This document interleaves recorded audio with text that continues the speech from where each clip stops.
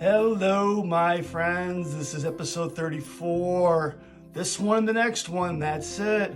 Bringing this whole journey to a conclusion, to an end, which I'm going to be frankly honest with you. I'm ready for it to be over. This has been a very rewarding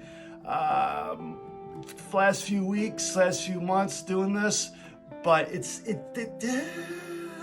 don't necessarily want to remember all these things that have happened to me. Some of these memories are difficult to relive, but I do what I can to recognize that though they are difficult because I made terrible choices. But Jesus Christ is so much bigger and more powerful than my choices. And that's what I'm trying to remind myself of and to dwell on is God's goodness through all this. So this 34th episode is just kind of, finishing up a couple little side stories I have hanging out there in limbo. And I just, I want to wrap this up and set up the stage for the final one. So this is continuing from the last episode, which was talking about my marriage with Stephanie collapsing. And at that point, God has spent the next 4 years of my life thoroughly humbling me all over again. He had brought people and situations into my life that to this day continue having a deep impact on correcting many of my long-standing problems. But first, God needed to put a conclusion. He needed to close this whole Stephanie chapter. That's where we're going to start with this at. At about the 2-year mark, as I've been saying, of our separation, she decided it's time to get divorced. I'm like, oh, hallelujah, finally, thank you, because I was at that mindset too. As I've labored to continually make very clear in the last few episodes, the majority of the failure of our marriage rests on these shoulders right here, because I take the lion's share of responsibility for it, and to this day, I'm still suffering from some of the consequences of that whole debacle. It was I who forced something to happen that never should have happened. I made things worse by not dealing with my mental health sooner, as my mother insisted that I do. I laid a very heavy burden on Stephanie's young shoulders. It was just incredibly unfair to her.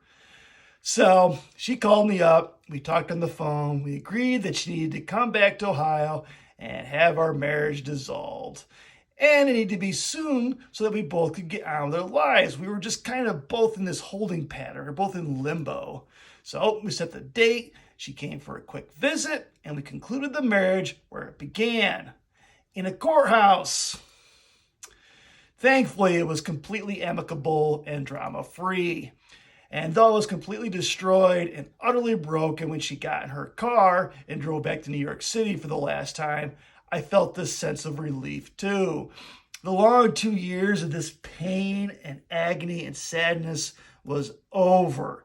But there's an interesting dynamic to this that I did not realize until I started putting this story together. This whole situation, it was very similar to my leaving Denver. Only in that instance, it was I getting in a car and leaving April. But this time, it was Stephanie getting in her car and leaving me. And both times, tears flowed down my cheeks in great torrents. This is another one of those times where I've said before in other episodes that I vividly remember these moments. That moment of watching her car pull out of the driveway and drive down the street and disappear around the corner. It hurts my heart right now as I tell it. Just not in the sense that it's just that pain, the pain that I remember feeling in that moment. It's hurting my heart right now. That was rough. Everything broke inside me, but that's all right, because though I was in pain, the question of now what? Now what? That hung over my head. I was broken into a million pieces again, and I had no idea how or if I could ever be put back together again. But thankfully, but God, here's another one of those but God moments. God knew. He had a very amazing plan waiting for me, a plan that I still marvel at to this day. Even though for the second time in nearly 10 years, I was starting all over again from scratch, It was still a great moment in my life. But first things first, I needed to get a job. I needed to stop being a lazy, unemployed person again. Second thing second, finally getting serious about my mental health, no matter the cost to me. I can no longer play with this fire and expect not to torch everything and everyone around me, including myself. God, once again, brought a friend from church to rescue me from my unemployment. So that's the first thing.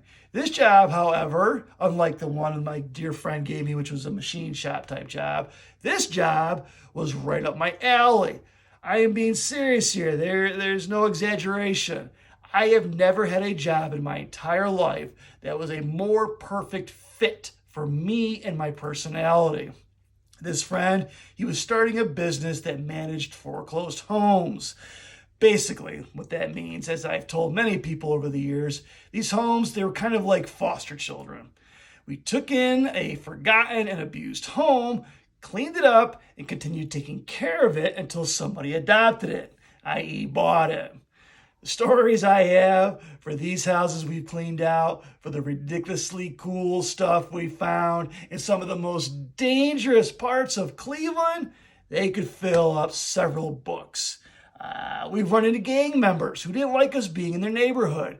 We've come face to face with giant, snarling raccoons who didn't like us invading the homes they were squatting in. We have found guns and drugs and dead animals and rooms full of buckets that were now toilets because the water was turned off. And each one of those buckets pretty much overflowing. There's an image for you. Oh man. We've been in homes that were considered level 5 hoarders, which is the worst of the worst. We've been in homes that were so infested with fleas, you could see them jumping off your clothes as you left. We've been in homes that were so big that I got lost and forgot where the front door was. We've been in homes that once held dead bodies until the neighbors noticed a terrible smell through closed doors, their own closed doors. We haven't seen Bob in a while. Maybe we should go check on him. One home's owner was the chief suspect for a missing person.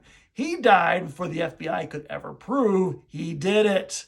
The neighbors, I know this because they came over to tell me, they fully believe he buried his victim in the backyard. And to this day, as far as I know anyway, nobody knows who this victim is. She's an unsolved mystery, which is super, super sad. All these stories I've just told you, they are merely the tip of the giant iceberg. I have so many more I could tell you. During this time, my friend, he was lovingly tough, but always patient and fair with me. He was stuck with the God-ordained responsibility of correcting many of my faults and shortcomings. I hate to say it, I stretched his patience with me to the extreme on more than one occasion. My stupidity and immaturity caused him much heartache on more than one occasion, many occasions, multiple occasions. To this day, I owe him a great deal. Some long overdue nonsense was addressed and dealt with. Even though I was in my mid-30s, I was at times still acting like a stupid teenager. During this time, I also began seeing a psychiatrist. I finally got my mental health under control. This time in my life, it was basically a perfect storm of positivity. I finally had a real job that I loved and that I was good at and that paid all the bills. I was also, for the first time ever, on a good path with my mental health. I was able to get new, affordable antidepressants without needing insurance. That was a massive blessing. And believe me, I was very militant about it. I was not going to mess around again. I was putting up all kinds of safeguards to make sure that I never again wandered off the path. And all praise to God, I have gone close to 13 years of staying on that path. However, in about year 2 of being on that path, an old foe took up the gauntlet once again. My desire to be married. It took me a long time to get to the place where I believed that I qualified for one of the only two biblical allowances for remarriage. I had to work hard through the different voices, quote unquote, coming at me, insisting that no matter what Stephanie did, if she was still alive, I was not allowed to remarry. Trust me, I did not want to destroy my life once again, along with somebody else's, because I disobeyed what God says about divorce and remarriage. But after much prayer and counsel from loving, godly people and biblical study of my own, I decided that yes, I was allowed to remarry. This was a great relief for me because I was super lonely. I was also still struggling under the faulty belief that I just needed the right woman to fix me. But thankfully, because of all the counseling and fixing of my damaged brain through doctor-prescribed medicine, I was having an easier time not falling prey to those lies like I used to. Still, that simple desire to be married, it was strong, so I tried to start dating again. Another problem was there was only a couple single women at church within my age range. God had different husbands planned for them. So almost 2 years of fruitlessness transpired and still no wife. I was starting to feel a little desperate. But shocker of all shockers, I was actually listening to what God was saying to me. I redirected my focus, I calmed down, I told God that if He wanted me to get remarried, He's going to have to bring her to me because I've exhausted all my options. I certainly was not going to force the issue again. I arrived at a settled repose that if He wanted me to stay single the rest of my life, then so be it. I'd much rather be alone for the rest of my life than be at war with Him for the rest of my life, which I was very confident wouldn't last much longer if I wandered off the path again. Many of the openings for my stories included a variation on the phrase, "See all that God did as He corrected my terrible choices." And sometimes I concluded the episode by saying something like, "And He can do the same for you, but you need to come humbly before Him, willing to sacrifice your life for the life Jesus sacrificed when He died on the cross for your sins." My goal, despite how I've told some of these stories and some of the details in some of these stories, has always been to shine the light on Jesus and to bring glory and worship and praise to His name alone. The next episode, last episode I promise, is going to be more of the same. But every story needs a satisfying ending.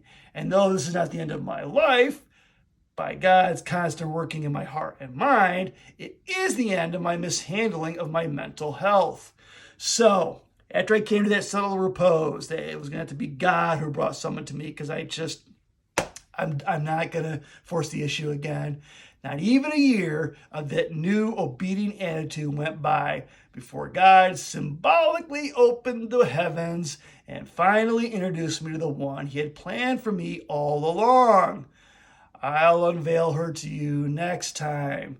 So this one's shorter than most. I want to earn your favor by making this one shorter because the next one most likely is going to be longer than any of the ones I've ever told. I want to make sure that I finish these stories on a very high note. I want to make sure that there is no confusion of my purpose and my reasoning for why I'm doing these stories.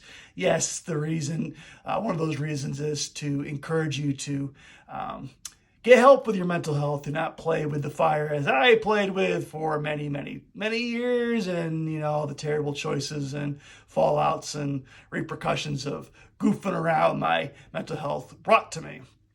But more than that, always more than that, this life is not all there is. This is just a temporary thing. The next life is the one that's going to go on forever. And there are only two places that all of us will end up. One is in heaven, the other one is in hell. I go back and I reiterate what I said a few minutes ago about how God wants to provide you with the means and the understanding of how to avoid hell, okay? And the only way to avoid hell is bowing your knee, bowing your head, admitting that you deserve hell, that you were born an enemy an enemy of God because of your sin. Sorry, I said this last time. That is a very hateful message in the society that we live in. But I reiterate again, what is more hateful? Having the answer that will provide you with the freedom and the relief and the reality that you can avoid hell. What's more hateful? Me having that answer of what can allow you to escape hell, or is it more hateful to keep that from you, to not tell you what that answer is? That was very badly worded. I apologize for that. The next episode I will be much better explaining, because like I said, I'm going to take a few minutes at the end and land that plane correctly, because I want to make sure there is no confusion. So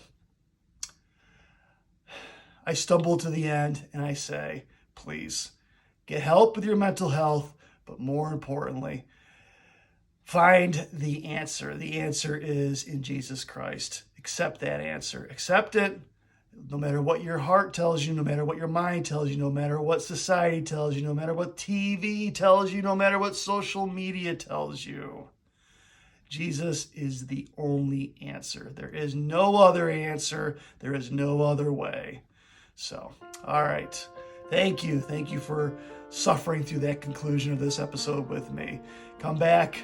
See what the end is. Here at the ending is amazing. I'm so grateful for it. I'm so thankful for what God has done. Please come back and hear the conclusion to all these stories. Thank you, my friends. Talk to you next time.